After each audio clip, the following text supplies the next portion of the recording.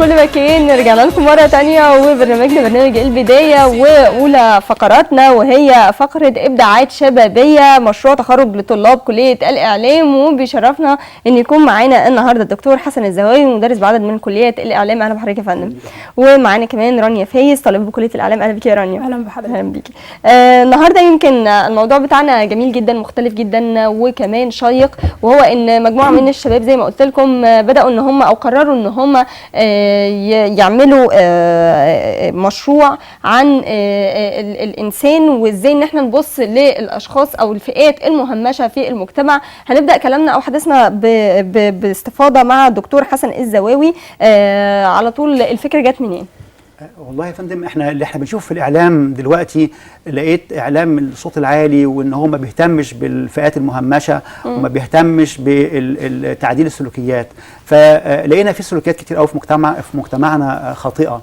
فكان جالي الفكره ان انا اعرض عليهم، اقول لهم يا جماعه بدل ما نعمل مشروع تقليدي بتعمل كل سنه، طب ما تيجوا ايه رايكم ما نعمل مشروع او نعمل شويه افلام. هو كل سنه بيعملوا مشروع يعني بيعملوا راديو على النت، بيعملوا تلفزيون على النت، الحاجات التقليديه اللي بتتعمل باستمرار. فالمره دي قلت طب ما نيجي نعمل حاجه جديده، وفي نفس الوقت يعني هو دور الاعلام ان هو يلفت المجتمع لسلوكيات خاطئه في المجتمع، علشان احنا نعرف نشوف ان المنظر ده قبيح نحاول نغيره. فقلت لهم الكلام دوت، ويعني الحمد لله لقيت عندهم قبول جدا ليه، وكان عندهم حماس ان هم يعملوا الكلام ده. ففي ناس نزلت، انا كان يهمني السلوكيات ويهمني الفئات المهمشه، الفئات اللي محدش يسمع عنهم، زي الواد بليا اللي هو الميكانيكي اللي طلع من التعليم واشتغل، وكده صاحب العمل بيضربوا وبيعاملوا معامله سيئه نتيجه ما فيش اهل بيهتموا بيه. الست بتاعت الخضار، الراجل عامل بنزينه، المرأة اللي هي راحت دار المسنين نتيجة جوز إهمال أولادها إهمال أولادها، أو مرات ابنها ما طاقتهاش معاها في البيت فراحت مودياها. فده عملنا فيه أفلام تسجيلية بالكلام دوت، وعملناها دراما. يعني البنات كانوا بينزلوا في الشارع بيقعدوا على الرصيف يسجلوا مع الست بتاعت الخضار، بيسجلوا مع في دار المسنين، كانوا بيروحوا بنفسهم. مجموعة تانية اللي هي فيها رانيا، عملنا فيها مجموعة بنات كل واحدة حاسه ان هي فيها تعالي عن المجتمع. طبعا ده دور مش حقيقي ليهم، هم بيمثلوه عشان يدوا عشان يوصلوا سلوكيات خاطئه في التعامل مع الست اللي بتبيع، اللي هي بتشحت منها، تروح حتى مش تقول لها لله او تقول لها ربنا يحنن، لا دي كمان تخبطها بايديها وتوقعها على الارض. واحده بتروح محل بتتعامل مع الناس بغلظه. رانيا انا مش عاوز احرق بقى الموقف بتاعها، هتشوفوه دلوقتي لما يطلع، ان هي برضو بتحس بتكبر لما بتخش كافيه وتتعامل مع البنت اللي بتجيب لها الحاجه وبتاع. هنشوف الموقف. يعني هو الموضوعات كانت مجمعه، بس انا عايزه اعرف برضو من رانيا، يعني فكره او الفكره دي طبعا كانت مختلفه جدا بالنسبه لكم، ان انتوا تحتكوا بالمجتمع وفي نفس الوقت تبقوا بتقدموا حاجه هادفه وليها مضمون، وفي نفس الوقت الفكره يعني او الاسم مين اللي اقترحه؟ هل الدكتور حسن ولا حد منكم هو اللي اقترح؟ لان الاسم يعني جذاب. لو انت في مكاني هتعمل ايه؟ لو انت في موقفي هتعمل ايه؟ لو انت شايف الموقف ده هتتصرف فيه ازاي؟ او ايه هو تعليقك؟ اسم الفيلم يعني بيدي معاني كتير جدا ويعني راكب قوي على الموضوع، فجالكم فكرة الاسم ازاي؟ لا، هو الدكتور عرض علينا مجموعه من الافكار اللي احنا ممكن ننفذ منها حاجه، واحنا ابتدينا ان احنا نفكر، وحبينا ان احنا نهتم بالطبقات المهمشه. حبينا ان احنا نناقش قضيه يكون ليها تاثير في المجتمع، واللي احنا نقدم حاجه اللي بيتفرج علينا او اللي بيشوفها يستفاد منها. فكان بالنسبه لنا فكره الغرور او التكبر دي منتشره الى حد ما في المجتمع، وموجوده الصفه دي عند بعض الناس، مش هقول كلهم عشان مفيش حد يزعل. بالنسبه لي الانسان اللي هو المغرور او المتكبر دايما بيشعر بثقه بالنفس كده، وبيبقى حاسس في محلها بالظبط، بيبقى حاسس بنفسه ان هو حاجه، بس في الحقيقه انا بشوفها ده شعور بالنقص الداخلي، وبعتبر ان الغرور والتكبر ده من الامراض الاخلاقيه الخطيره. فكان لازم ان احنا نعمل حاجه ونعرض من خلالها الفكره دي، ونبتدي ان احنا نقدمها ونعالجها. برضو حابه اوضح للساده المشاهدين او الناس اللي بيشوفونا اللي عنده نسبه تكبر او غرور، لان كل انسان بيبقى عارف السلبيات اللي فيه كويس جدا، وبيبقى عارف الايجابيات اللي فيه كويس جدا، ويقدر اللي هو يعالجها. احنا لما عملنا ثورتين وحبينا ان احنا نعمل تغيير، فالتغيير ده مش هيحصل في المجتمع اطلاقا الا لما احنا نغير بانفسنا الاول ونبدا بنفسنا. لا يغير الله ما بقوم حتى يغيروا ما بانفسهم. بالظبط. فيعني ربنا هو الله سبحانه وتعالى هو اللي ادانا المال، هو اللي ادانا الجاه، هو اللي ادانا السلطه، هو اللي ادانا المظهر الحسن. فما ينفعش ان احنا نتكبر على الناس او يبقى عندنا نسبه غرور، لان ربنا سبحانه وتعالى قادر اللي هو يسلب مننا كل هذه النعم وكل هذه الخيرات. لو احنا استشهدنا باعظم خلق الله النبي عليه افضل الصلاه والسلام، لما كان بيقف كان يقول اللهم كما حسنت خلقي حسن خلقي، وكان بيتمتع بتواضع كبير جدا لدرجه ان انس بن مالك رضي الله عنه وارضاه كان قال خدمت النبي عليه افضل الصلاه والسلام 10 سنين فما سبني ولا ضربني ولا عبس بي. يعني النبي عليه افضل الصلاه والسلام اشرف خلق الله واعظم خلق الله، كان بيتمتع بالتواضع الكبير جدا. فيعني احنا هنبقى مغرورين؟ يعني معلش احنا ولا حاجه بالنسبه للنبي عليه افضل الصلاه والسلام. فبالنسبه لي حبيت ان احنا انا وزمايلي، هم طبعا مش موجودين للاسف لان معظمهم في مصايف وكده، كل سنه وحضراتكم طيبين. فناقشنا القضيه دي وعرفنا ان هي اكيد هيبقى ليها تاثير. وبرده يعني حضرتك طبعا بما حضرتك موجودين مع حكي النهارده والاعلام، لازم يبقى فيه سبوت من الاعلام على القضايا دي، لازم يبقى فيه اهتمام بالطبقات المهمشه. عشان كده احنا دايما في برنامج البدايه بنهتم بان احنا نلقي الضوء على يعني مشاريع الشباب اللي من النوع ده. ويمكن انتوا تقريبا في جزء من الافلام موجود معانا، انا مش عارفه هو موجود معانا ولا لا. تمام. في مشاهد هتبقى معانا اهي دلوقتي. تمام. كمان اقول لحضرتك حاجه، اهو ده المشهد اللي هو بتاعنا اللي احنا عاملينه بتاع الغرور. بتاع الغرور. وكل واحده بقى من مجموعه البنات دول قاعدين في نادي وبيتكلموا كده بتكبر. واحده بتقول يا البنت دي مش عارف ايه كلمتني بطريقه مش عارف كذا، ودي عملت معايا كذا. وكان في الاخر الفيلم كانوا اقترحوا انا خليتهم يعيدوا 4 مرات عشان انا كنت عاوز اخد رياكشنات الاسى والبؤس. المشهد ده يا دكتور برضه شوفي مثلا على فكره الشحاته دي اخت طالبه عندي معانا وهي موجوده في المشهد. يعني لبسناها اللي هو لبس المتسوله ومشيناها في الشارع ووقعت على الارض. دي طالبه عندي. اخت طالبه عندي يعني. اللي بيبيعوا في المحلات اللي هنشوفها دلوقتي كل واحده بقى منهم بتحكي الموقف ده ايه. طبعا انا كان يهمني والله لو اقدر ان انا كنت يعني استضفتهم كلهم، بس الاستوديو هنا ما يسمحش بالعدد ده. وان شاء الله في فترات قادمه نجيب منهم مجموعه تانية كل واحده بتحكي عن ايه المشهد اللي حصل معاها. ده خارج بقى الدراما او خارج التمثيل تعليقا على السلوكيات السلبيه. يعني كل واحده بتحكي موقف لا ايه الموقف بتاعي انا. فلما تيجي تتكلم تقول لها الله انت اللي مش عاجبك ده، طب ما انت عملتي كذا وكذا وكذا وكذا. فنعمل فلاش باك للجزء اللي هي عملته. اللي هي لما بتتكلم على صاحبتها تقول لها لا الموقف ده ما كانش صح انك تعمليه. انت بتقولي كده، طب ما ده انت عملتي كذا وكذا وكذا وكذا. ما معناه يعني او اللي الفيلم عايز يوضحه هي فكره شوف مثلا دي محل احذيه اللي بتبيع لها الاحذيه دي برضه طالبه معانا بالظبط امل، وهي اللي بتتعامل معاها. فالتاني بقى مش تاخد منها الحاجه وتقول لها جزاك الله خيرا او شكرا، لا كمان تقول لها لا انت دخلتي جزمه في رجلي بطريقه جامده قوي وجعتني، انت مش عارف ايه، وتروح زقاها وتروح موقعها على الارض. يعني فتخيلي ان ده سلوكيات موجوده فعلا في مجتمعنا. يعني احنا فعلا في ناس عندنا بالمنظر ده. وتيجي بقى تنادي كمان صاحب المحل، ودايما صاحب المحل الزبون على حق. ما بيقعدش يحقق مين اللي غلطان ومين اللي مش غلطان، دايما عنده زبون على حق. فيروح يا اما طارد البنت يا اما موبخها يا اما معنفها. هم في اخر العمل جم قالوا طيب ممكن يقولوا ان هم غلطانين وكده. فانا ما حبيتش النهايه تنتهي ان هم يبقوا غلطانين، لا. ان في الواقع الانسان اللي بيسلك السلوك ده ما بيكونش غلطان، ما بيحسش ان هو غلطان اصلا، لانه يعني بيبقى حاجات خارجه عن تصوره. هو بيفتري وحاسس ان هو حاجه مختلفه عن خلق الله. فبيتعامل ان دي سلوكياته. فحبيتها انها تكون قريبه من الواقع، ان ده الواقع. وبعد كده كمان بقى الاعلام الجميل ان انت تنزلي في الشارع وتعملي ده. انا على المحاضره لما اشرح لهم بعد ما بشرح المعلومه ما بتبقاش ثابته زي ما انت بنفسك. ازاي تكتبي سكريبت، ازاي تعملي سيناريو، ازاي تعملي حوار، ازاي تخرجي، ازاي تمنتجي. انا خليتهم كلهم يعملوا الكلام ده. انا بشرح مونتاج، بشرح الحاجات دي كلها، لكن في الاخر لما هم ينفذوها ويعملوها ماده عمليه يطلع اعلام ماده ملموسه. يعني انا حاسس ان دي تبقى اكبر فايده بالنسبه لهم. بالاضافه كمان انها كمان فيها جزء سلوكي بيعالج شيء خطا موجود في المجتمع.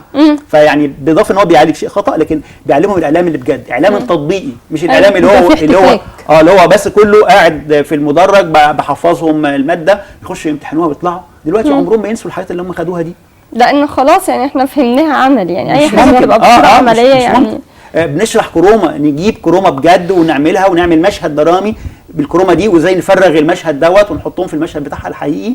هو ده الاعلام اللي انت بتدرسيه بتقومي تطبقيه بنفسك. فبتحسي انها حاجه جميله، بالاضافه بقى ان انت توظفيه في خدمه المجتمع.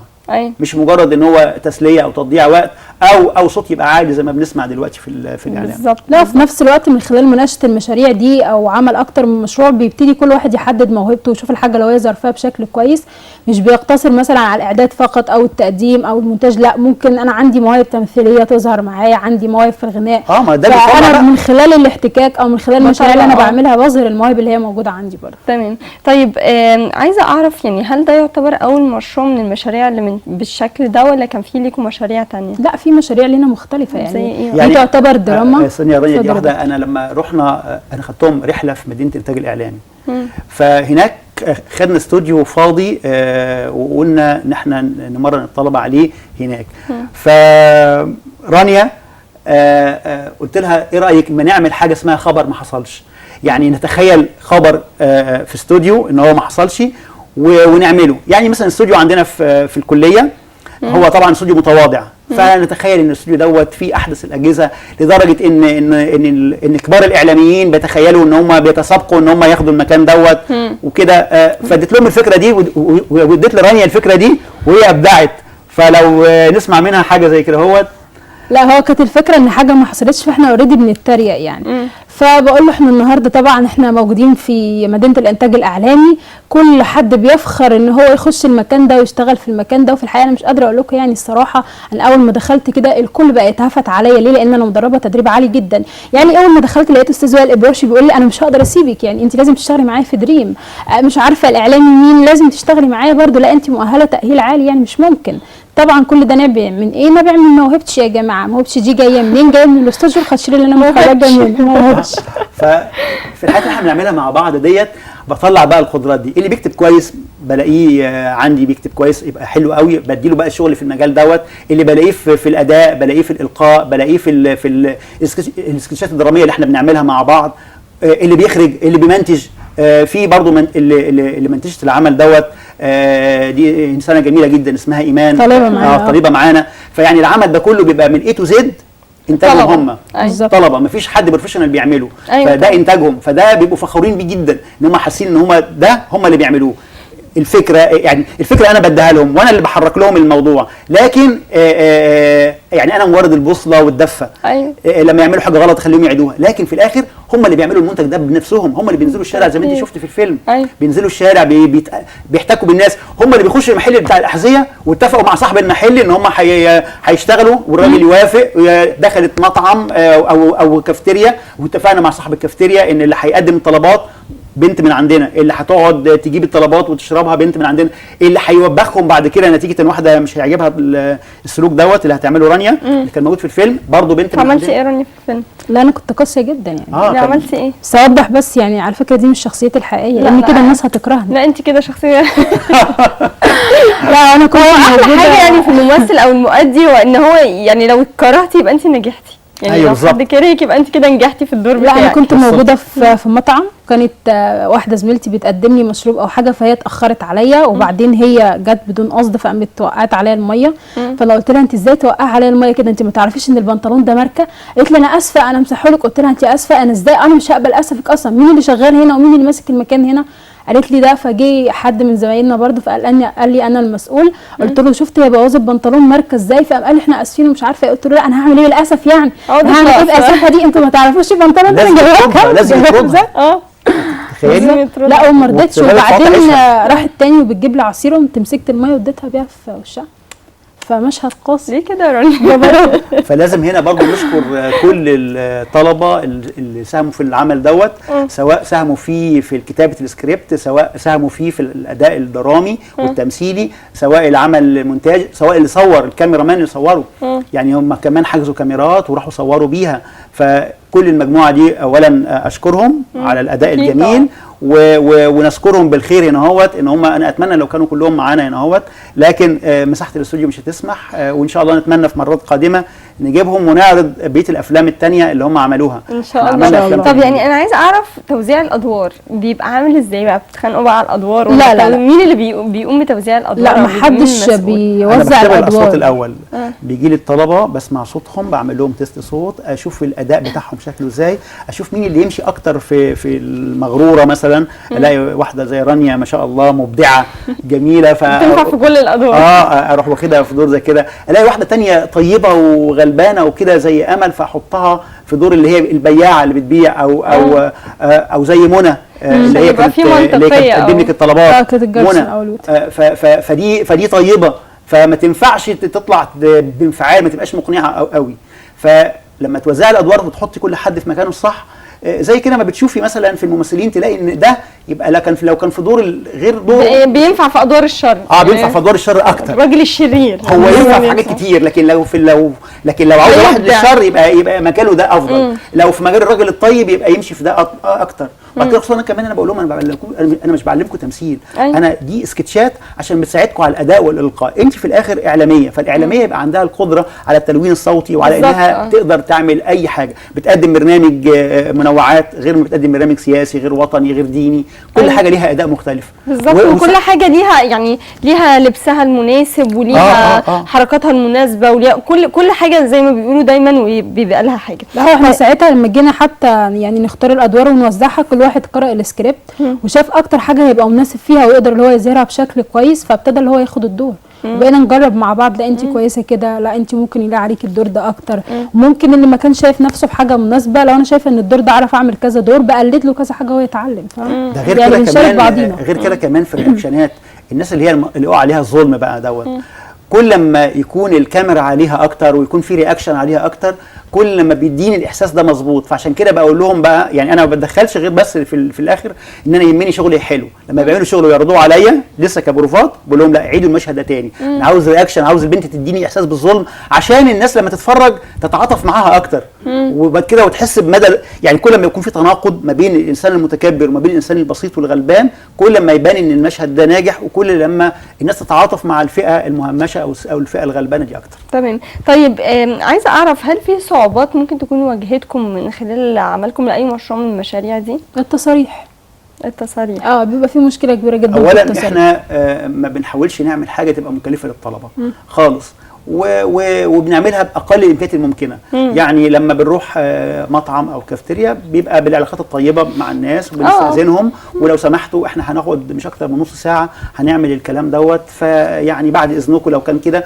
وبعلاقات يعني. انا متاكده ان هي دي اكتر حاجات بتبقى مرهقه، وخصوصا لما بتصوروا في الشارع. يعني كان في مشاريع لا، واداره المكان. انا مريت بكل الحاجات دي، فلو لا انت عارفه كمان حضرتك، يعني مش كل المطاعم بترحب، مش كل الاماكن بترحب. لا، وكفايه الشارع لو حد مسكك مثلا بالكاميرا ولا حاجه، فلازم الموضوع يبقى ماشي بتصاريح، والتصاريح دي بتطلع بفلوس، فيعني فالتصاريح دي بتبقى مشكله. مواجهه الناس بتبقى برضو مشكله، ازاي تتغلبي عليها. موافقه الناس بقى الحاجات اللي بتجيبيها بالود وكده اهوت. كل دي بس دي بتبقى متعه بالنسبه لهم. يعني هم بيحسوا بمتعه كبيره جدا. انت عملتي حاجه، يعني انت تعبتي بس في الاخر عملتي حاجه. ده الاعلام بجد اللي هيلاقوه في حاجه حد يستفاد منها. بالتاكيد.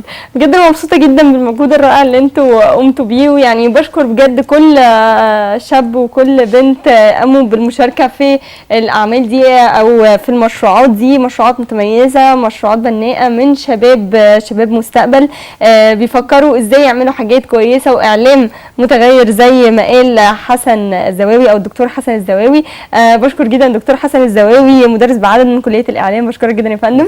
وبشكر جدا رانيا فايز، طالب كليه الاعلام. بشكركم جدا، ومبسوطه ان انتوا كنتوا معانا. اتمنى كمان ان الاعمال بتاعتهم دي تلقى صدى وان هي تعالج فعلا سلوكيات خطا ان شاء الله باذن الله. ويا رب نقدر نجيب كمان في فتره من الفترات، نجيب بقى دار المسنين ونجيب الفئات المهمشه. اكيد احنا هنتابع معاكم كل اعمالكم وكل المشاريع اللي انتوا قمتوا بيها، لانها بجد حاجات يعني تستحق ان يلقى عليها الضوء. بشكركم جدا. ودلوقتي هنكمل مع بعض برنامجنا، برنامج البدايه، وطبعا معانا تقرير عن معرض الفن التشكيلي، وبسرعه هنخلصه، وبعد كده نرجع نكمل حلقتنا مع فقرتنا الثانيه، فقره تفانين.